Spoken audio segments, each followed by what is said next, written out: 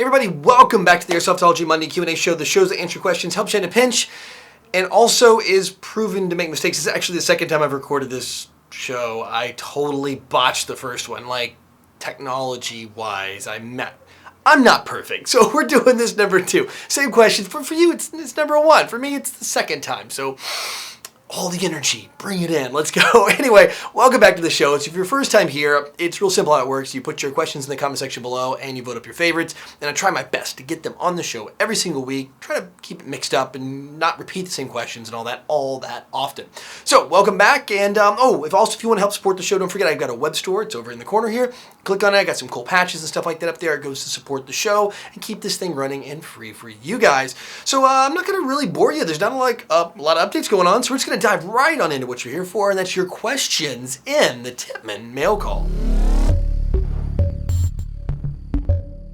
McCree Airsoft writes, "Hey John, I was wondering why don't semi-auto shotguns besides the Tokyo Marui AA-12 family exist? A gas-powered semi-auto shotgun would do very well out on any field." I think it's the power, like the cooldown of green gas that you haven't seen people do the gas shotgun thing. Usually a gas shotgun's super cool, like the Marui, because it's shooting out 3 BBs at once. Like a single shot shotgun isn't a shotgun, it's just a regular gun. So to be semi-auto, you really need to have shoot like 3 BBs at once, and it's gonna dump a lot of gas out. With green gas, I think you're gonna cool down too quick. Even if you have like a big tank, a big reservoir, I think too many shots, like 8 or 10 shots, and it'd be like bloop, bloop, and then just kind of, fizzle out the front.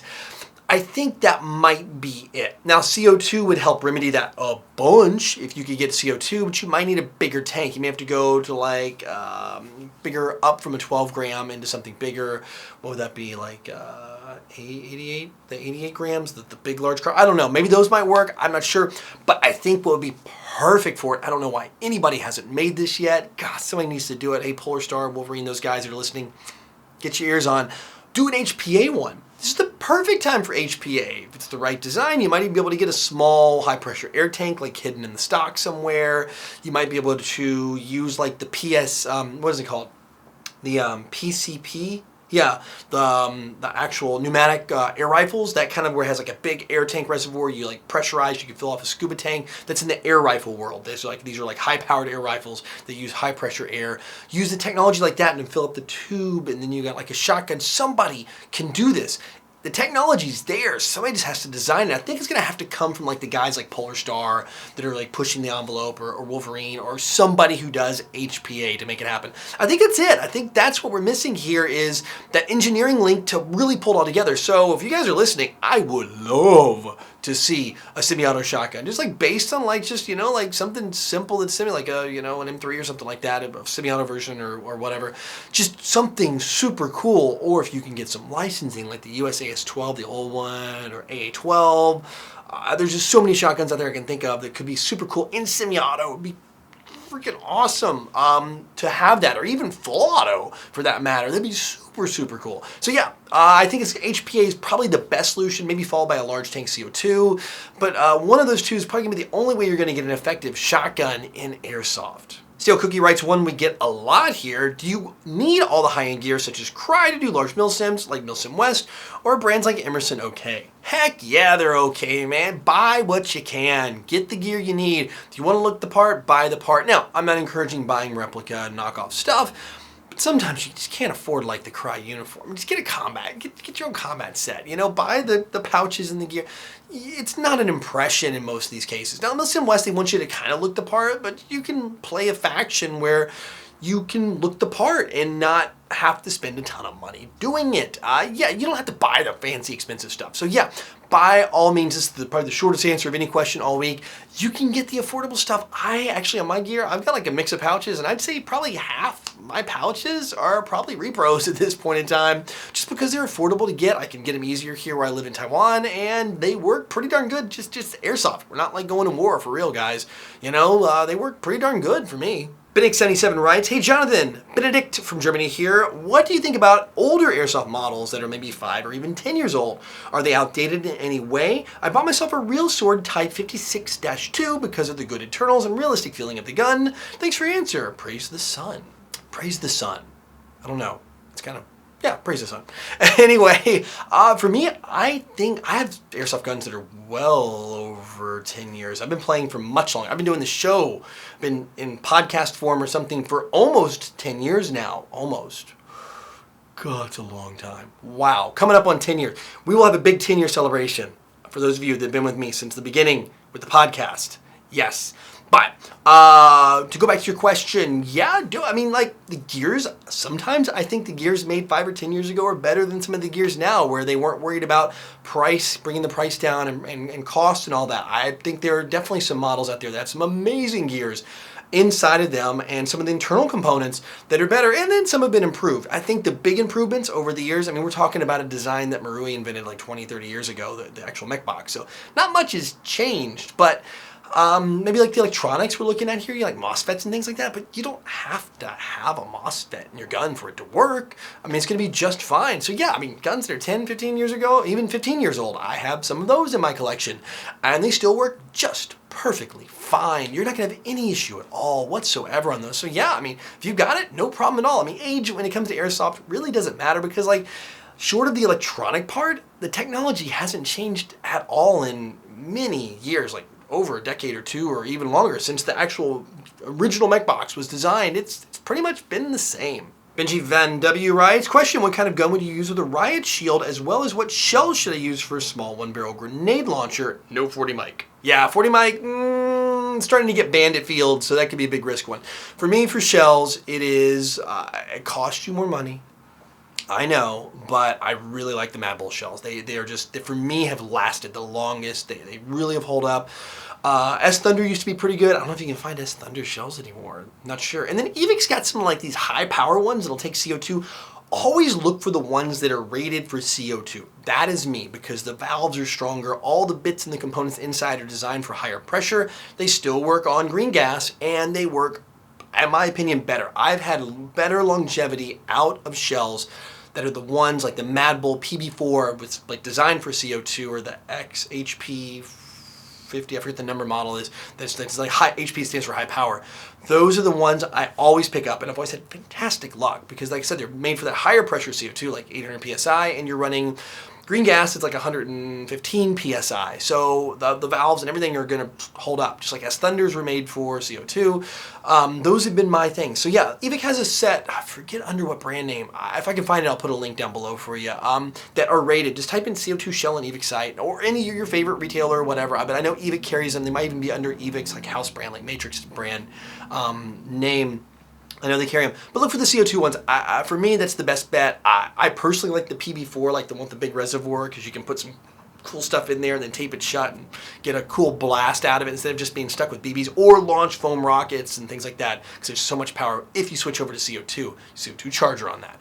So that's just me on that. Yeah, my personal 2 cents on it. If you want to do the underbarrel. Oh, for the riot shield thing, submachine gun all the way. Something small like Scorpion MP7, something with a higher mag capacity. Scorpion would be awesome because you can get like the big drum mag and it's super small, lightweight. The G&G, their little 9mm one, now they get the drum mag for. The ARP9 could be pretty cool because it's kind of lightweight, small, easy to maneuver, and you got a big box mag on it. I think anything with a box mag and you can one-hand lightweight works perfect. So submachine guns are king. Or pistol, of course. Pistols always work, like a Glock 18C, something full auto, in case you get nasty and up close, because you're going to probably be the first man in the door if you're going to be carrying a riot shield. So yeah, that's kind of my thoughts, and hope that 2-parter works for you. Eastern Airsoft writes, hey Jonathan, question. What are your thoughts on playing getting older? Do you think the hardships of getting older would stop someone from playing, or should they just use a different playstyle? I am not exactly young myself. I still play pretty aggressive, but I find I don't run as hard as I used to 10, 12, 15 years ago.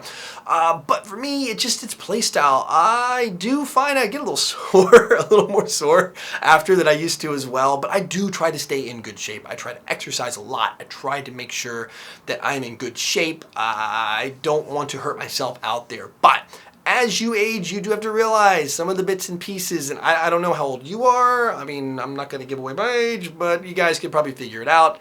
I'm definitely not young anymore.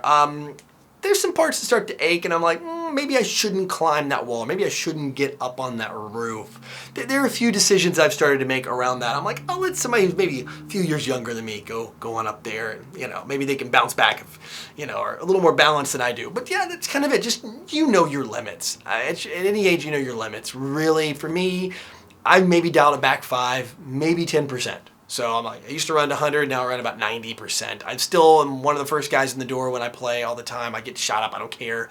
In fact, in a lot of ways, now that I've played more and I'm more seasoned, I've been doing it for a long time, I care less about getting blasted up close. I don't mind being the first guy in the door. I don't mind doing that first entry because I know I'm going to get shot, but maybe I can take one, or maybe if I'm lucky, 2 guys out, and then the rest of my team can come in behind me. I think that they're trade-offs. So while you may not move as fast, man, sometimes that inhibition comes down, and a little bit of experience, and I've been playing for so long, especially with like a team, you just know how they're going to react. So, sometimes experience helps and can make up for that 10% loss. It can even give you an advantage. So just my thought on that. But again, your limits. Just don't push it too hard and you'll be fine. Well, that's it for questions this week, which means it is time for the Code Red Headsets video recommendation of the week. And this one comes from a self-recommendation, and I want to say I am truly sorry. I was reminded, and I totally dropped the ball on this. Standby Productions, Airsofter out of Austria. We met at IWA. I was like, hey man, I'm going to highlight your channel, and I never did. And here we are, to carry months later. I'm out of figure. Too many months later. So I do apologize. I picked one actually to gameplay using the SEMA gun, which I love that you're using this gun. It's actually one of your highest viewed videos, one of his highest viewed videos. And some good gameplay out there, some good voiceovers. It's in English, which is awesome. And he has a bunch of gameplay. He's got some highlight videos from the whole year. He's got a lot of good content on there. And I like how he's actually using that there. He starts the video and shows the gun in front of him. So it's kind of like a mini review. So it kind of goes out and he plays with the thing. Again, another great Airsoft channel. And so many fantastic channels out there. I keep discovering, rediscovering, and forgetting, sorry. But I did make it up finally after all this time. I do apologize for taking so long to get here. But yeah, if you guys want to go check it out, I mean, of course I've got it playing over my shoulder or my face or whatever right now. But if you guys want to go check out his channel, see what else he has on there, and if you like it, of course, mash that sub button and let him know I sent you. Well, that's it for this show. Don't forget, if you have a video channel of your own, I do take shameless self-promotions or shameless self-promotions, and your favorite channel you may watch, another YouTuber, even one I've done before in the past, some great videos that come out. I miss so many. I don't get a chance to watch YouTube enough. Please put those down in the comment section below of your favorite YouTubers, your favorite YouTube channels, or favorite YouTube videos. Airsoft or something, kind of military, kind of related to this world we're in of airsoft and simulations and things like that. So, and of course, I try to pull those up every week and put those here in the Code Red Headsets video recommendation of the week. But anyway, until next week, go out, play some Airsoft, have some fun, put your questions and your favorite videos below, but no matter what you do, call your freaking heads.